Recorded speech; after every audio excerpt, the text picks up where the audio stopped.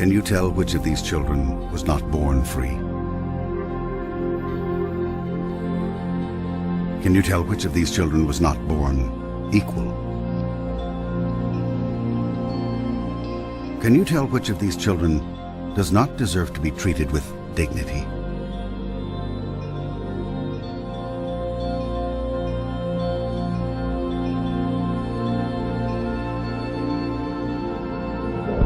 We can't either.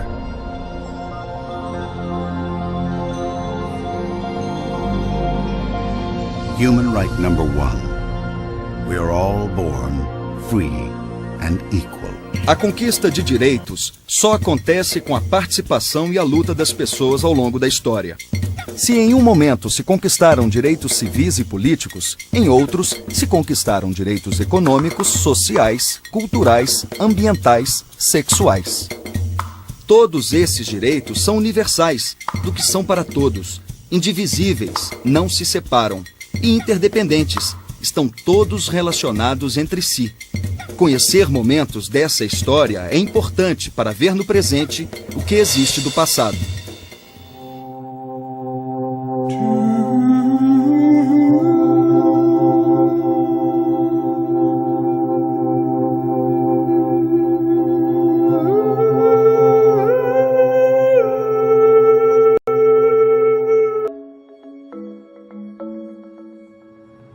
Human rights is,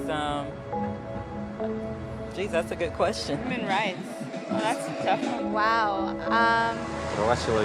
I don't even know how to give that a definition. I would probably have to do a little bit of homework or something. Any right that I think just as a normal, human, The rights that humans have.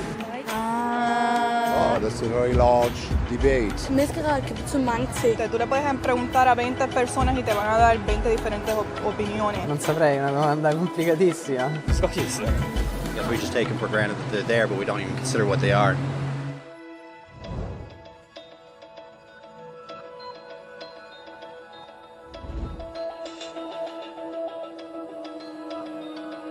Human rights are the rights you have simply because you're human.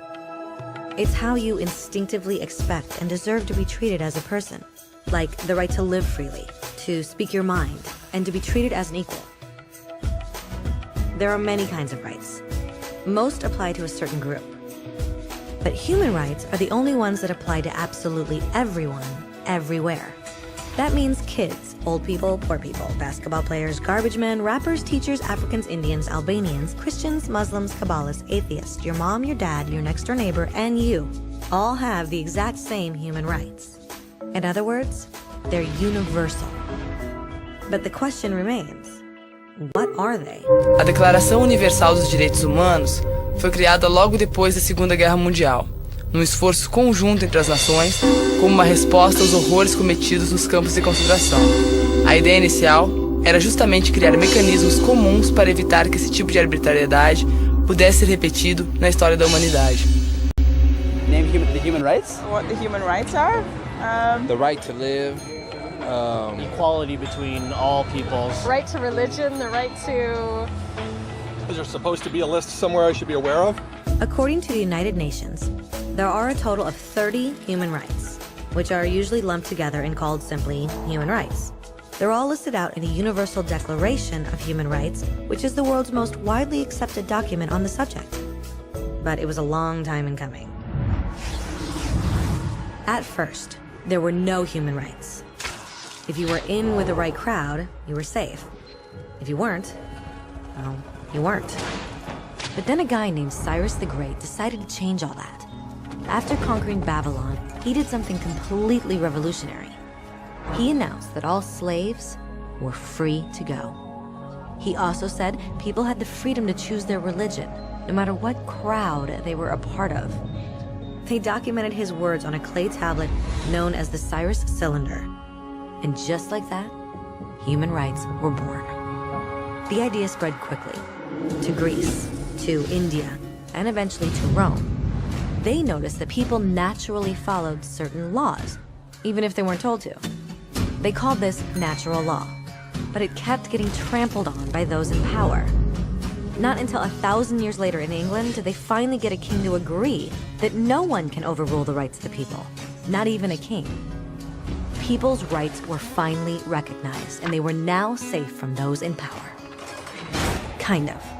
It still took a bunch of British rebels declaring their independence before the king got the point that all men are created equal. Which isn't to say he liked the idea, but he couldn't stop them, and America was born. The French immediately followed with their own revolution for their own rights. Their list was even longer, and they insisted that these rights weren't just made up. They were natural. The Roman concept of natural law had become natural rights. Unfortunately, not everyone was so thrilled. In France, a general named Napoleon decided to overthrow the new French democracy and crown himself emperor of the world. He almost succeeded, but the countries of Europe joined forces and defeated him. Human rights was again a hot topic. They drew up international agreements, broadly granting many rights across Europe. But only across Europe. The rest of the world somehow still didn't qualify.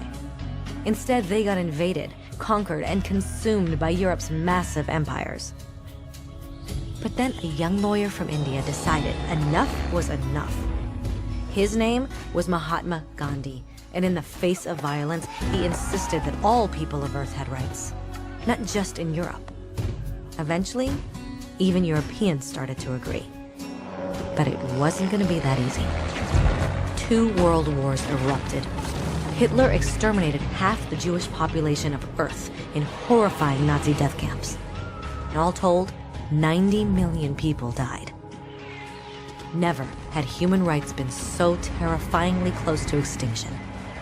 And never had the world been more desperate for change. So the countries of Earth banded together and formed the United Nations. Their basic purpose was to reaffirm faith in fundamental human rights, in the dignity and worth of the human person. But what were human rights? Were they the proclamations of Cyrus, the natural laws of Rome, the declarations of France? Everyone seemed to have a slightly different idea of what human rights should be. But under the supervision of Eleanor Roosevelt, they finally agreed on a set of rights that applied to absolutely everyone. The Universal Declaration of Human Rights. The French concept of natural rights had finally become human rights. So, in summary, at first, only a few lucky people had any rights, until one of those guys decided, hey, other people should have some rights too, which was great, except not everyone agreed. And it only took a few thousand years of fighting and declarations and more fighting until everyone finally agreed that human rights should apply to everyone. And they all lived happily ever after. Except for one little problem. Okay, kids, here we are at the slavery exhibit. Now, as you can see, the slaves were kidnapped from their homes, chained together for weeks. They would cram them onto these ships in very appalling conditions. Thousands of women and children are being smuggled across the border. Sexual trafficking of children. As you can see right here, they were treated like animals. They worked all day long for no pay. In sweatshops raided by police, children forced into slave labor. Some of the slave masters were very cruel. They whipped them and they beat them, as you can see in some of these pictures. Torture and assault can be brutal, even fatal. So, before moving on, are there any questions? Does this still happen today?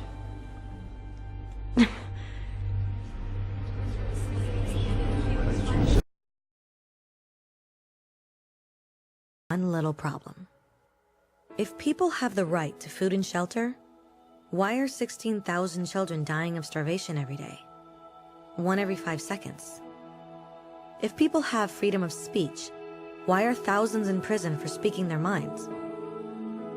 If people have the right to education, why are over 1 billion adults unable to read? If slavery has truly been abolished, why are 27 million people still enslaved today? More than twice as many as in 1800.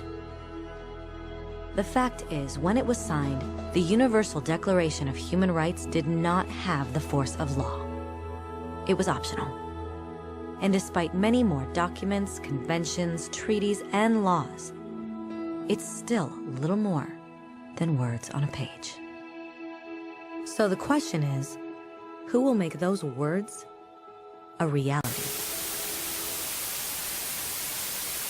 O combate à exploração sexual de crianças e adolescentes, hoje, sem dúvida, tem um grande aliado na sociedade, que foi compreender que lutar contra a violência sexual de criança e adolescente é colocar esse tema na luta por direitos humanos. Temos o caminho iniciado, uma pauta civilizatória está posta. Agora, estamos longe de terminar essa luta.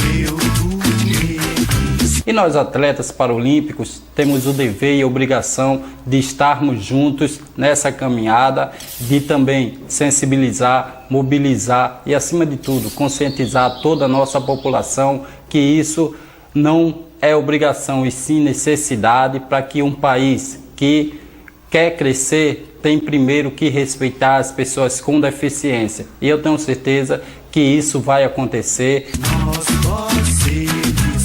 Apesar das nossas diferenças, queremos um país igual.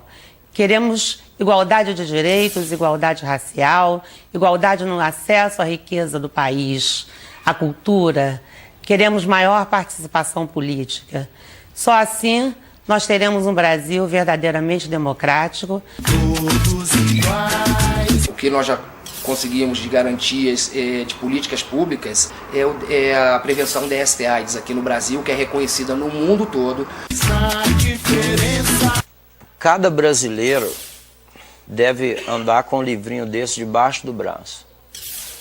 Cada órgão de segurança pública, né, também deve fazer valer a Constituição Federal do Brasil, né, e ser de verdade protetor da sociedade, não um violador dos direitos.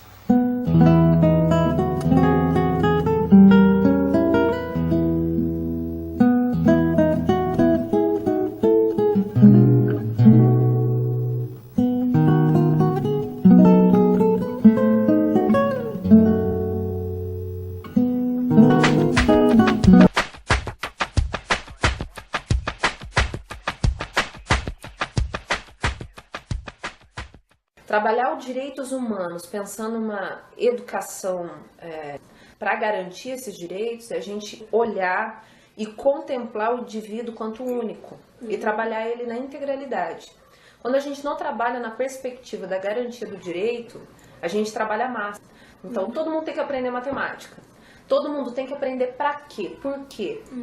Preparar esse indivíduo para quê? Que sujeito é esse? Qual é a realidade dele? Como que eu vou garantir o direito dele se ele tem uma dificuldade na aprendizagem? Como é que eu vou incluir um menino que é da comunidade, da periferia, junto com outro menino que teve uma outra realidade social, que tem uma outra vivência e que precisam estar nos mesmos espaços, né? Como inserir socialmente esses jovens que são de realidades diferentes e que, de fato, têm oportunidades diferentes na vida. Então, a gente trabalha essa perspectiva da garantia do direito pensando mesmo na garantia humana. Todo mundo tem o direito à vida. Todos têm o direito de ser seres humanos, mas nem sempre são tratados como humanos, nem nos espaços educativos e muito menos pela sociedade. Então, trabalhar uma educação de garantia do direito é você dar a oportunidade desse indivíduo ser ele mesmo, sem ter um olhar de preconceito. Eu acredito que hoje o grande desafio nosso é o não entendimento do que é a garantia de direito.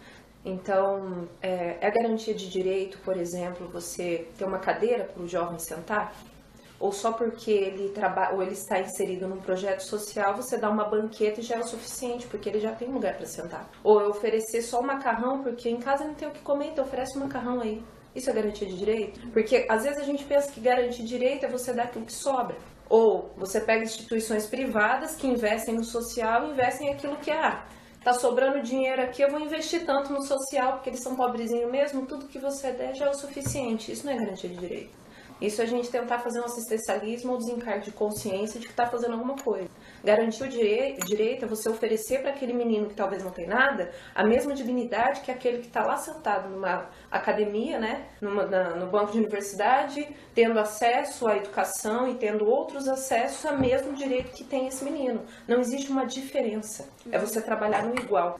O preto, o branco, ou aquele que tem dinheiro, aquele que não tem dinheiro, eles estão no mesmo patamar. Então, o nosso grande desafio é trabalhar esse entendimento do que é garantir direito. O nosso setor aqui educacional da Rede Solidariedade está inserido dentro de uma universidade que às vezes não tem ainda um entendimento de qual é a realidade desses meninos. Não faz mais que obrigação. Está usando os espaços. Trazer esse entendimento não só para a nossa rede de solidariedade. Então, à medida que a gente consegue garantir esse direito, aí a gente começa a falar de uma educação integral. Uma educação que valoriza o indivíduo inteiro, não só fragmentado. Você só vai ter dignidade, só vai ter o valor se você estiver inserido no centro social. Porque lá eles têm um entendimento, é o dever deles mesmos, né? Mas se eles estiverem em outros espaços, como eles vão ser tratados? A grande dificuldade do educador social, o quanto que o nosso trabalho é efetivo na vida desses jovens, a gente não tem como mensurar. O que nós fazemos aqui é mostrar alguns caminhos, o que nós fazemos aqui é dizer, você tem algumas escolhas e dependendo das escolhas que você vai fazer na sua vida, você pode ir para cá ou pode ir para cá, né? Agora, como eles recebem isso? Alguns têm esse espaço como o lugar da família deles. Ir para o espaço do centro social é me sentir inserido numa família, que talvez é uma família que eu ainda não tenha, ou que eu não conquiste ali fora. Então, vir para o nosso programa aqui estou inserido numa família, eu me sinto um indivíduo de valor, eu descobri quem eu sou, descobri os meus talentos, eu descobri também as minhas fraquezas, eu sei quais são as minhas potencialidades profissionais hoje, eu sei o que eu quero para a minha vida. Então, esse indivíduo ele tem a oportunidade de se revelar como uma pessoa de valor. Então, como ele se sente, a grande maioria dessa forma. É lógico que tem aqueles que enxergam e falam, tá, é uma oportunidade, mas eu não quero pra mim. Sempre conversa com os meninos, né? Você tem valor. O que você faz, ainda que seja um desenho simples no papel, a gente valoriza tudo aquilo que você faz. Eles são o seu futuro, né? Então a gente precisa trabalhar com isso, precisa-se de ter um espaço. A importância da gente trabalhar a garantia de direitos não só naquilo que às vezes parte de um senso comum do que é garantir direito, naquilo que se torna uma rotina e que às vezes eu infringo os direitos. Garantir o direito quando esse menino levanta a mão e diz, eu não tenho opinião igual sua. When Dr. King marched for racial equality, he was marching for rights that had been guaranteed by the United Nations for almost 2 decades. But still, he marched.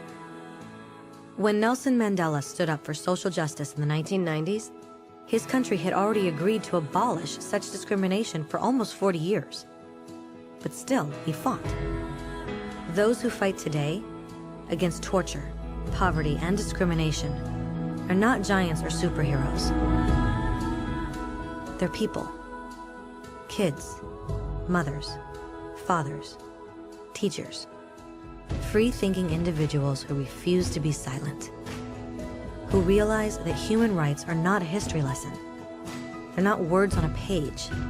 They're not speeches or commercials or PR campaigns. They are the choices we make every day as human beings. They are the responsibility we all share to respect each other, to help each other, and to protect those in need. As Eleanor Roosevelt said, where, after all, do universal human rights begin? In small places close to home. So close and so small that they cannot be seen on any maps of the world. Yet they are the world of the individual person, the neighborhood he lives in, the school or college he attends, the factory, farm, or office where he works. Such are the places where every man, woman, and child seeks equal justice, equal opportunity, equal dignity without discrimination. Unless these rights have meaning there, they have little meaning anywhere.